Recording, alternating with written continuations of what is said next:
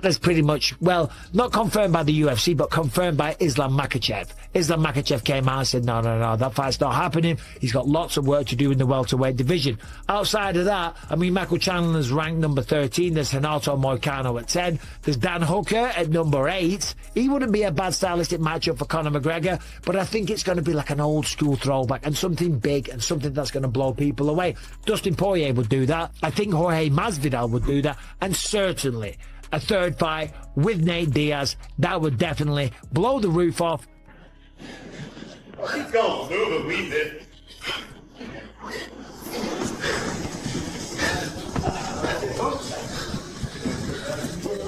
You're under arrest. You're under arrest. Stop resisting.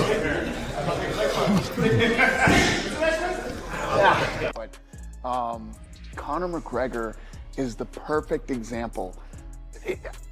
Why do you think he's such a big star? You think he's such a big star because he's funny? Yeah, that's part of it. You think he's such a big star because he speaks so well? Absolutely part of it. And you just keep going down the line of all these things that makes him a star. But number one, first and foremost, the reason he is a global superstar and people love this guy is because he's a real fighter. This guy, I'm the guy that makes the phone calls and hears people going, yeah, I'm not going to take that fight, or I'm not going to do this, or I'm not going to do that. Never has Conor McGregor said, Lorenzo and I were standing in his living room. Kid just woke up, got out of bed, he's in his underwear, okay? Doesn't even have time to process what's really going on. Looks us dead in the eye and says, I'm going to take a shower and get dressed and work out. Let me know after I'm done working out who I'm fighting.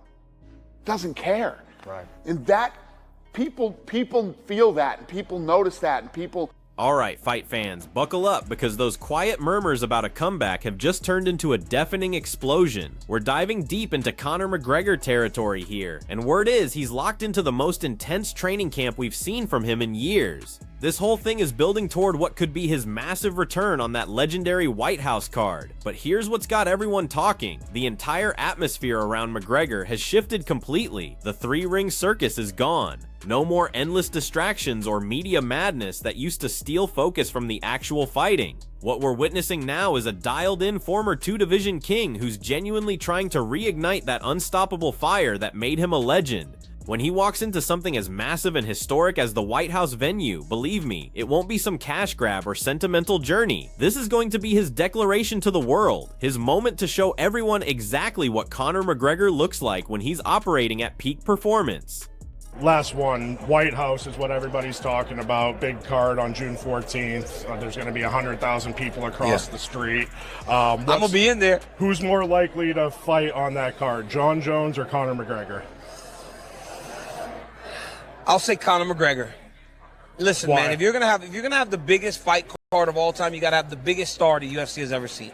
So check this out, it's absolutely insane how even a vanishing tweet from Conor McGregor can create seismic waves throughout the entire combat sports universe. That's precisely what went down recently. Combat legend Michael Bisping just dissected McGregor's brief but explosive social media moment. The Irish phenom straight up declared he'd received a fight offer, already accepted his opponent's conditions, and was just sitting tight for the official paperwork to arrive. Then boom, the tweet disappeared faster than a knockout punch. Bisping dove into the situation with his expert eye, claiming this felt legitimate, not just random internet chatter. He even hinted it might have been an accidental leak, maybe spilling major news before the official announcement was cleared. If Bisping's reading this correctly, then McGregor's monster return isn't just possible, it could be happening way sooner than anyone expected. Conor McGregor, according to his recently deleted tweet, he's back, he's coming, he's on. I'm coming! What did he say? He said, I have been offered an opponent and I accept. He said, I've been offered an opponent and I accept, waiting on my contract. Now that tweet recently got deleted as well. One would assume, right, reading between the lines, could be wrong, that he's telling the truth, that he got the offer, they've agreed an opponent, and he was very excited, so he tweeted about something, then he was like, oh shit, I'm not supposed to say anything yet, or whatever, so he deleted it, okay? And obviously, it's a nice little PR move, it generates some interest for Conor McGregor, and the interest for Conor McGregor, he doesn't need to generate interest, let's be honest, okay?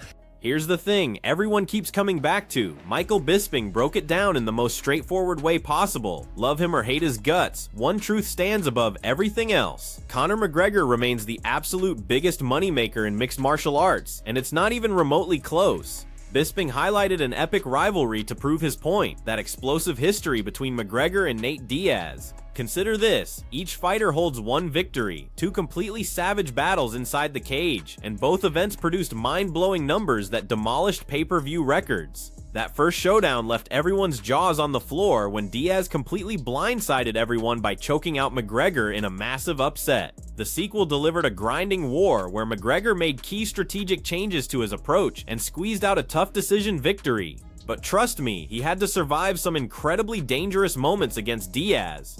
If Nate Diaz is genuinely committed to all this unfinished business talk and his plan to dominate this generation, then a trilogy between these warriors wouldn't just be another big fight, it would instantly transform into one of the most colossal spectacles the UFC could ever construct.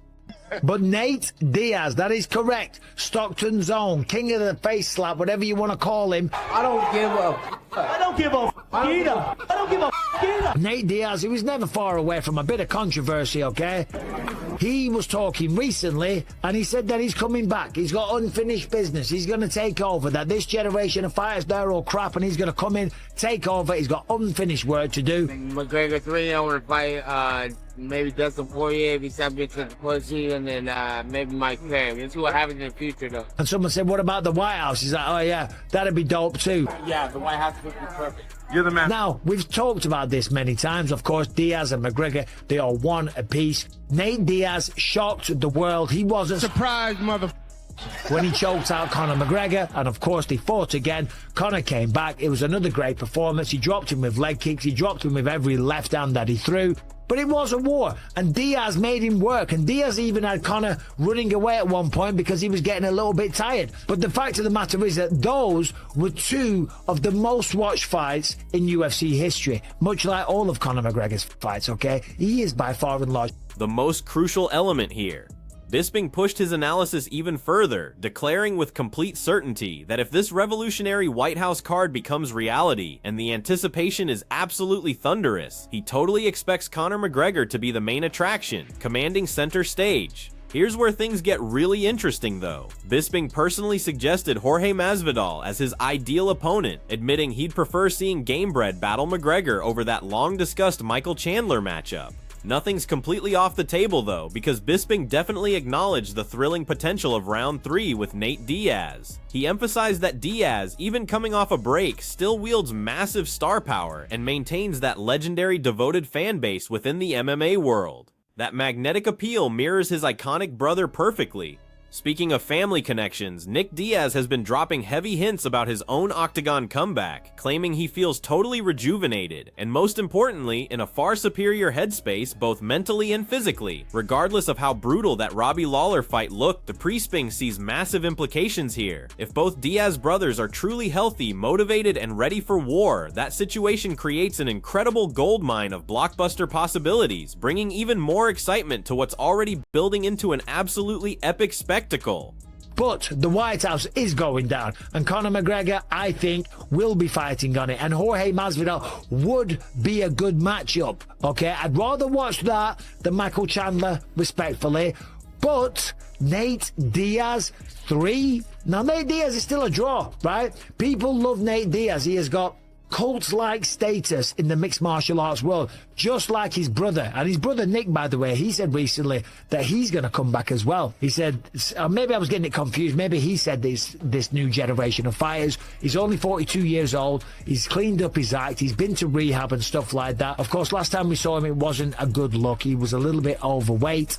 I think it was Robbie Lawler that... Right when everyone thought the White House excitement couldn't reach higher levels, UFC icon Daniel Cormier jumped into the conversation, addressing what everybody's calling the most important question about this historic event. Who's more realistic to see in that legendary Octagon on such a monumental night?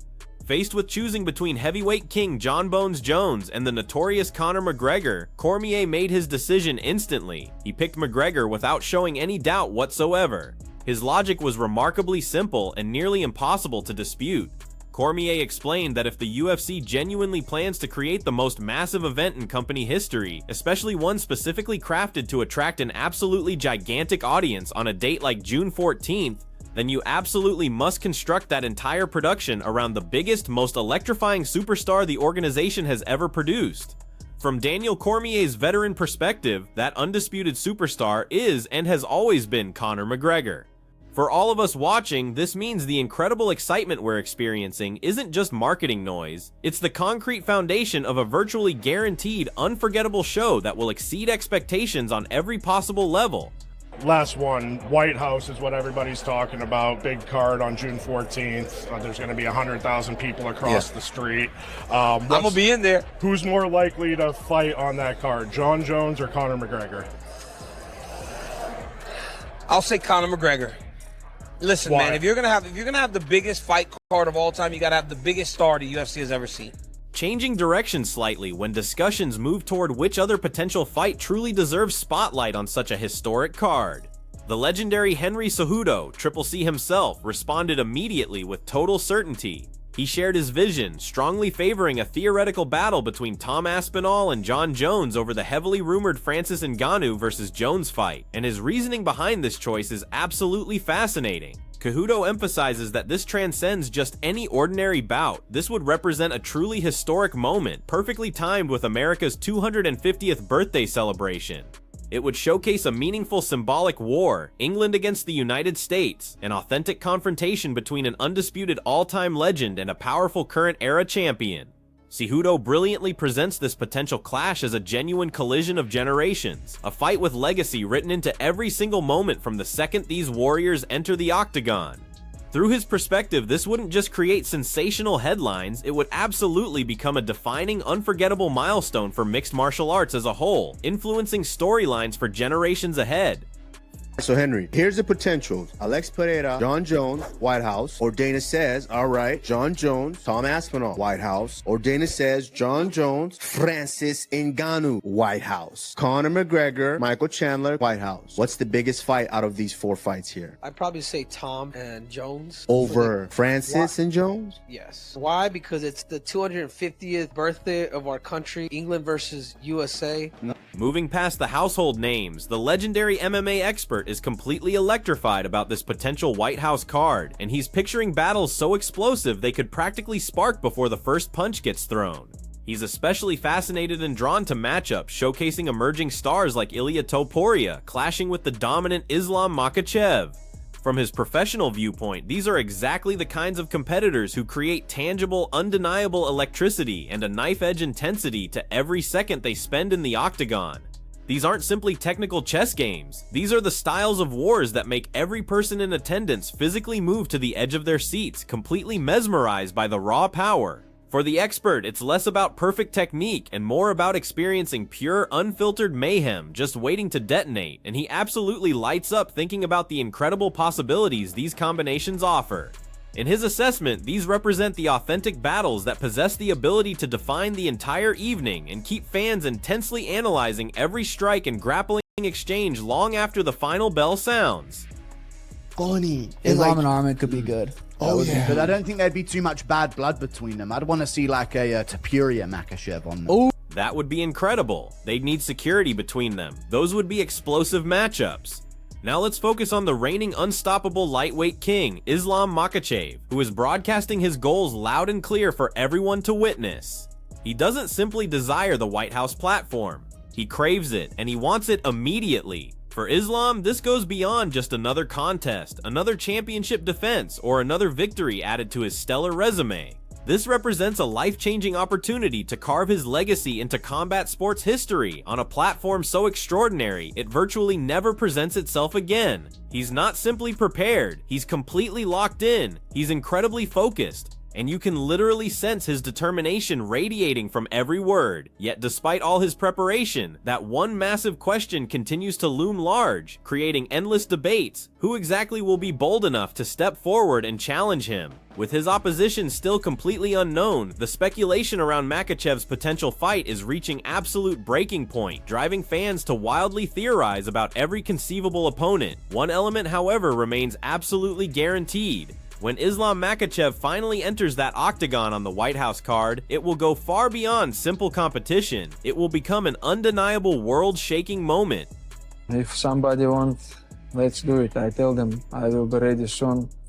If White House, of course, I want to be in White House because there may be one and only we will make the fighting in White House. I want to be in history. Now I'm already make good money, which one I enough for my family, you know. And now I have everything before it's also not coming in my dream, you know. Now I just ready, you know. I training every day, still hungry, still fighting, still want to be champion. Offering a somewhat different, more detailed viewpoint on the White House card conversation, we have the consistently thoughtful Jon Anik. While Anik expresses the same universal enthusiasm about seeing Conor McGregor stage his victorious comeback, he raised some compelling concerns about specific rumored pairings, especially a possible fight with Michael Chandler. Anik explained that while this bout would certainly be spectacular and capture massive headlines, generating tremendous buzz, it honestly wouldn't provide the type of substantial, significant impact within the lightweight rankings that supporters typically demand.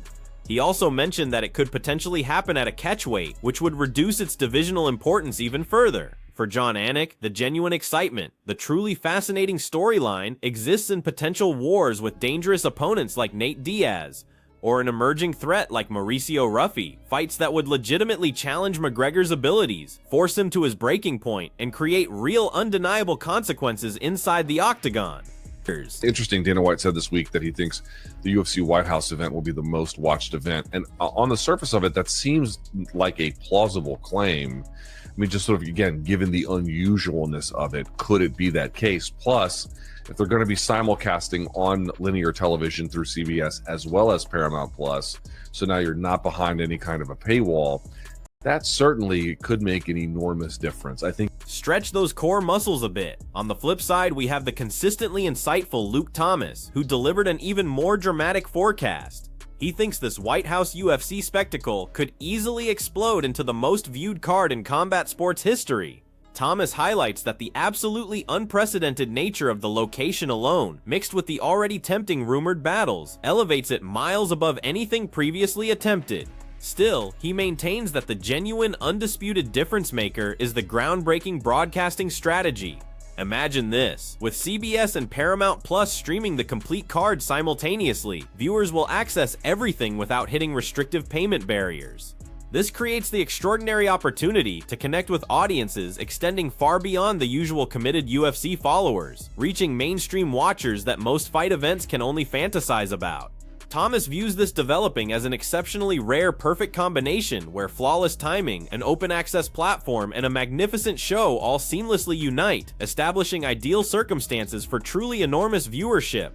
If all these pieces fall perfectly into position, he strongly believes this will exceed just being a fight card. It could transform into a historic cultural phenomenon that people will debate passionately for years, maybe even generations into the future.